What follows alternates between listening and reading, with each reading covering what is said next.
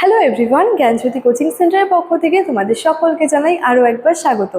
আজকের ক্লাসে আলোচনার বিষয় হচ্ছে তোমরা যারা নর্থ বেঙ্গল ইউনিভার্সিটির অধীনস্থ বিভিন্ন কলেজগুলিতে পড়াশোনা করছো, তোমাদের জন্য আজকের ক্লাসে ফার্স্ট সেমিস্টার মেজর 2 সোশিওলজি থেকে কিন্তু একটি গুরুত্বপূর্ণ বিষয়, সেটা হচ্ছে পরিবার সম্পর্কে আলোচনা করব।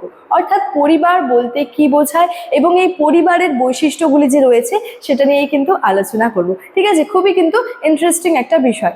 আচ্ছা, আলোচনার বিষয়ে শুরু করার আগে তোমাদেরকে একটা ছোট্ট ইনফরমেশন দিয়ে রাখি। তোমরা যারা যারা ভাবছো আমাদের সঙ্গে এই সেমিস্টারে অনলাইনে যুক্ত হবে, তারা স্ক্রিনে দুটি নাম্বার দেখতে পাচ্ছ। এই নাম্বার দুটি হলো আমাদের জ্ঞানজ্যোতি কোচিং সেন্টারের অফিসিয়াল হেল্পলাইন নাম্বার। যে কোনো একটি নাম্বারে কিন্তু যোগাযোগ করে আমাদের সঙ্গে যুক্ত হয়ে যেতে পারো। এছাড়াও তোমাদেরকে কোর্স ডিটেলস সম্পর্কে একটু বলে রাখি যে আমাদের সঙ্গে যে তোমরা যুক্ত হবে, তো যুক্ত হওয়ার মাধ্যমে তোমরা কি কি সুযোগ সুবিধাগুলি পাচ্ছ।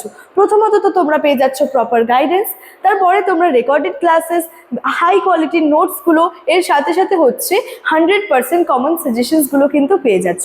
ঠিক আছে, এছাড়াও তোমাদের সেমিস্টারের যে কোর্স ফিটা রয়েছে সেটা রয়েছে মেজর স্টুডেন্টসের জন্য কোর্স ফি রয়েছে 1299 এবং মাইনরের স্টুডেন্টসদের জন্য কোর্স ফি রয়েছে 699। তো এই ছিল মূল ইনফরমেশনের বিষয়। এবার সরাসরি আজকের টপিক নিয়ে আলোচনা শুরু করছি।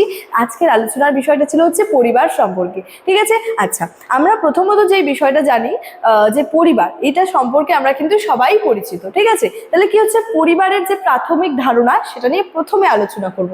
বলেছে দেখো, ক্ষুদ্রতম সামাজিক একক। পরিবারটা কি হলো?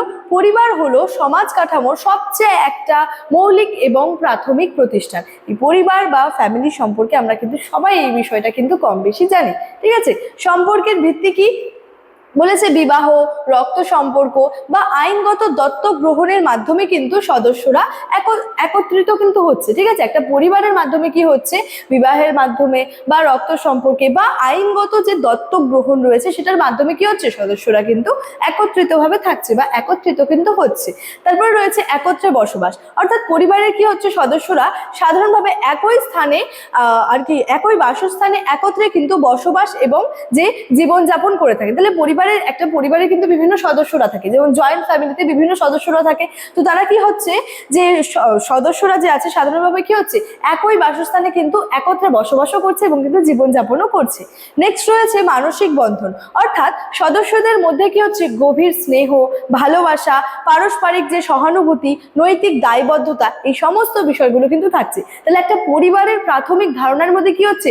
পরিবার একত্রিতভাবে বসবাস করছে, একত্রিতভাবে জীবনযাপন করছে। তারপরে কি হচ্ছে? সম্পর্কের ভিত্তি, বিবাহের মাধ্যমে, রক্ত সম্পর্ক অথবা আইনগত দত্তক গ্রহণের মাধ্যমে সদস্যরা কি হচ্ছে? একত্রিত হচ্ছে এবং এই সদস্যদের মধ্যে, পরিবারের সমস্ত সদস্যদের মধ্যে কি হচ্ছে? গভীর একটা স্নেহ, ভালোবাসা, এই সমস্ত কিছু কিন্তু থাকে। ঠিক আছে, নেক্সট রয়েছে পরিবারের প্রধান বৈশিষ্ট্য সমূহ। এবার একটা পরিবার আছে, সেই পরিবারের ক্ষেত্রে কি কি বৈশিষ্ট্যগুলি লক্ষ্য করা যায় সেটা যদি বলি, দেখো প্রথমত রয়েছে হচ্ছে যে সর্বজনীনতা। এখানে বলেছে বিশ্বের প্রতিটি সমাজ, সংস্কৃতি ও যুগে পরিবারের অস্তিত্ব কিন্তু বিদ্যমান। তাহলে কি হচ্ছে? এই যে বিশ্ব রয়েছে, এই বিশ্বের প্রতিটা যে প্রতিটি সমাজ, সংস্কৃতি এবং যুগের ক্ষেত্রে কি হচ্ছে? পরিবারের অস্তিত্বটা কিন্তু লক্ষ্য করা যাচ্ছে।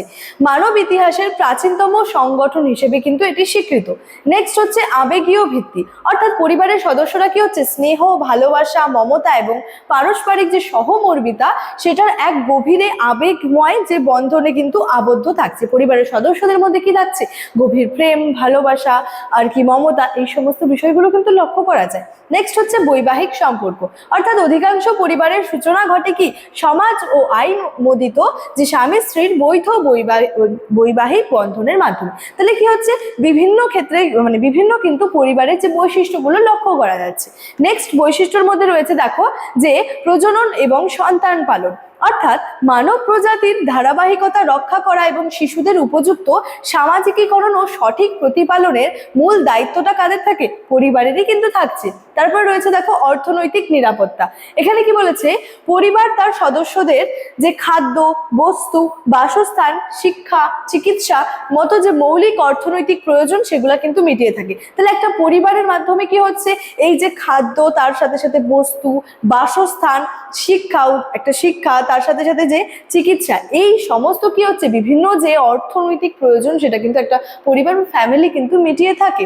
নেক্সট রয়েছে দায়িত্ব ও শৃঙ্খলা। প্রতিটি সদস্যদের জন্য নির্দিষ্ট কিছু সামাজিক ভূমিকা, দায়িত্ব ও নিয়ম কানুন নির্ধারণের মাধ্যমে কি হচ্ছে একটা সামাজিক শৃঙ্খলাটা কিন্তু বজায় থাকছে। ঠিক আছে, এবং এর সাথে সাথে বলা যায় যে সমাজ বিকাশে পরিবার অর্থাৎ প্রথম পাঠশালা। তাহলে প্রথম পাঠশালা হচ্ছে আমরা কিন্তু যে পরিবারের মধ্যে থেকেই কিন্তু প্রথম একটা যে শিক্ষা কিন্তু যে গ্রহণ করে থাকি। কি বলেছে, পরিবার হলো শিশুর জীবনের প্রথম শিক্ষা কেন্দ্র। সেই একটা পরিবারের মাধ্যমেই কিন্তু শিশু যে বিভিন্ন শিক্ষা কিন্তু পেয়ে থাকে। ঠিক আছে, এখান থেকে একজন শিশু কি হচ্ছে মূল্যবোধ, নৈতিকতা, শৃঙ্খলা, সংস্কৃতির প্রাথমিক পাঠটা কিন্তু গ্রহণ করছে। তার সাথে সাথে ব্যক্তির সুসংগঠিত ব্যক্তিত্ব গঠনে এবং সমাজে দায়িত্বশীল নাগরিক হিসেবে গড়ে তুলতে কিন্তু পরিবারের ভূমিকাটা কিন্তু অপরিসীম। তাহলে এই সমাজের মধ্যে কিন্তু পরিবার খুবই গুরুত্বপূর্ণ ভূমিকা কিন্তু পালন করে থাকে। ঠিক আছে, তাহলে পরিবার বা ফ্যামিলি সম্পর্কে কিন্তু যে আজকের ক্লাসে আমার আলোচনা ছিল সেটা কিন্তু এতটাই ছিল। ইনফরমেশনের যে বিষয়টা রয়েছে সেটা কিন্তু ভিডিওর শুরুতেই আলোচনা করে রেখেছিলাম। চলো, আজকের ক্লাস এতটাই, দেখা হচ্ছে পরবর্তী ক্লাসে। Thank you.